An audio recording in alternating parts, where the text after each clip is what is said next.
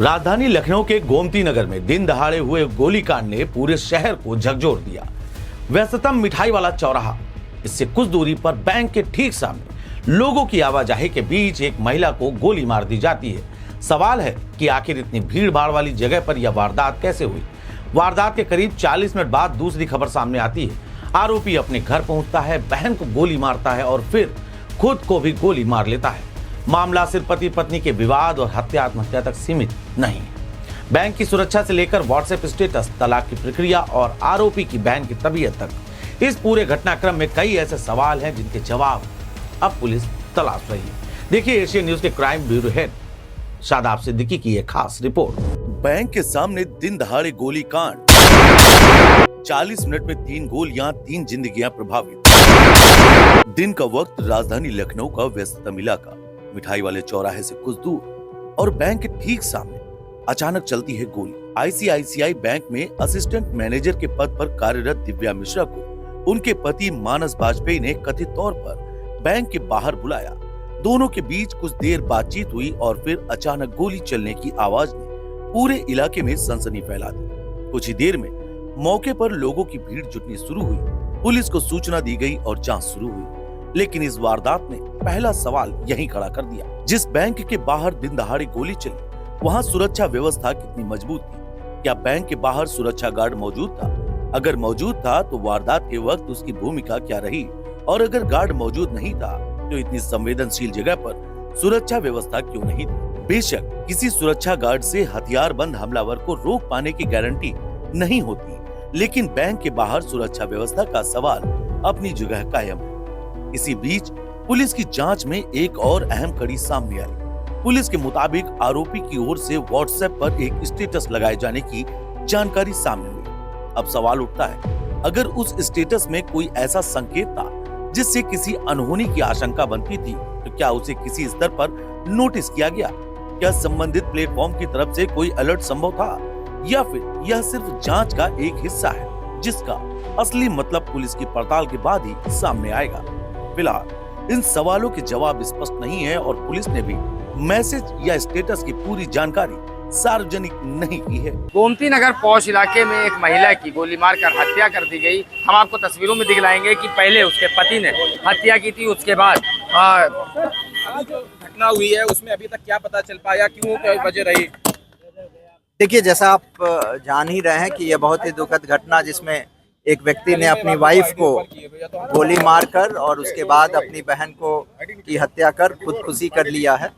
हम लोग ने जो है घटनास्थल का निरीक्षण करने के बाद सभी एविडेंसेस इकट्ठा कर रहे हैं और क्या कारण थे, क्या चीज़ थी जिसके कारण ये आज पूरी घटना ट्रिगर हुई, उसके बारे में हम लोग छानबीन कर रहे हैं। जो भी चीज़ हमारे प्रकाश में आएंगे उसके आधार पर आगे की कार्रवाई की जाएगी।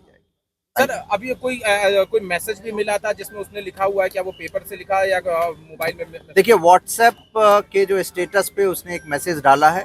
हम लोगों ने सारी चीज़ों को देखते हुए उस पर छानबीन हम कर रहे हैं और आगे की कार्रवाई भी वेपन कौन सा यूज हुआ है, छोटी सी जानकारी अगर वो कहाँ से उसको प्रोक्योर किया? देखिए, उसने जो अपनी वाइफ की हत्या या खुदकुशी की है वो इलीगल अवैध असलहे से किया है और उसको जो है हमारी फील्ड यूनिट ने कब्जे में ले लिया है। उसकी छानबीन हम लोग कर रहे हैं और जो भी अन्य एविडेंसेस जो इसके घर से और मौके से हमें मिले हैं, सीसीटीवी फुटेज मिलेंगे, उसके आधार पर हम लोग आगे। एक छोटा सा सवाल है, वहाँ पे जो प्रत्यक्षदर्शी था उसने कहा कि शायद 2 वेपन वो हाथ में कैरी कर रहा था, तो क्या 2 वेपन मिले या 1 वेपन मिला, क्या दोनों ही लीगल थे? देखिए, जो मौके घर पे और भी हमारी टीम जो है पूरी छानबीन कर रही है। घर के हर एक कमरे को हम लोग देख रहे हैं ताकि जो भी चीज़ें हमें वहाँ पे मिलेंगी, इलीगल मिलेंगे, उसको सबको जब्त कर लिया जाएगा। मौत हो गई है और ये एसबीआई में क्या बैंक मैनेजर था? एसबीआई में काम करते थे। अभी उसकी जानकारी डिटेल हम लोग कर रहे हैं। तीनों की मौत, बहन की भी और उसकी, और तीनों की मौत हो गई है। हाँ, अभी उनको भेजा गया यहाँ से हॉस्पिटल और संभवतः उन तीनों की मौत। ठीक है, शुक्रिया। बिल्कुल, देखिए आपको बता दें कि ज्वाइंट कमिश्नर बबलू कुमार थे। इनका साफ तौर पर कहना है कि पहले तो उसने अपनी पत्नी की गोली मारकर हत्या की, उसके बाद वो अपने घर आता है और उसके बाद अपनी बहन को गोली मारता है और साथ ही खुद भी गोली मारकर मौत के घाट उतर जाता है। तो ऐसे में अभी हालांकि पुलिस का साफ तौर पर यह भी कहना है कि कुछ भी ऐसी जानकारी नहीं निकल कर आई है, लेकिन एक मैसेज ज़रूर मिला है उसको अभी पुलिस अपने पास उसकी जांच कर रही है कि क्या क्या उसमें लिखा हुआ था। लेकिन बड़ा सवाल यही है कि दिन दिहाड़े जिस तरह से ICICI बैंक के सामने गोली चलती है और पुलिस सिर्फ वहाँ मौके पर पहुँचती है, वहीं आपको ये भी बता दें कि जो ADCP हैं ईस्ट, उनका साफ तौर पर कहना है कि पुलिस की इसमें कोई गलती नहीं है। जैसी सूचना मिलती है वो मौके पर पहुंचती है और जो घायल है उसको अस्पताल पहुंचाती है। हालांकि अस्पताल पहुंचाते ही डॉक्टरों ने उसे मृत घोषित कर दिया। दूसरी तरफ इस पूरे मामले का सबसे खौफनाक पहलू सामने आया। महज करीब 40 मिनट बाद पत्नी को गोली मारने के बाद मानस बाजपेयी अपने निवास स्थान पहुंचा। बताया जा रहा है कि यहाँ उसने पहले अपनी बहन को गोली मारी और उसके बाद खुद को भी गोली मारकर आत्महत्या कर ली। एक के बाद एक कुछ ही देर में 3 जिंदगियां गोलियों की चपेट में आ गई। इस घटनाक्रम की सूचना पाते ही पुलिस के आला अधिकारी मौके पर पहुंचे। फॉरेंसिक टीम ने घटना स्थलों से साक्ष्य जुटाए और पूरे मामले की जांच शुरू की गई। लेकिन सवाल सबसे बड़ा है, आखिर मानस बाजपेयी ने ऐसा क्यों किया?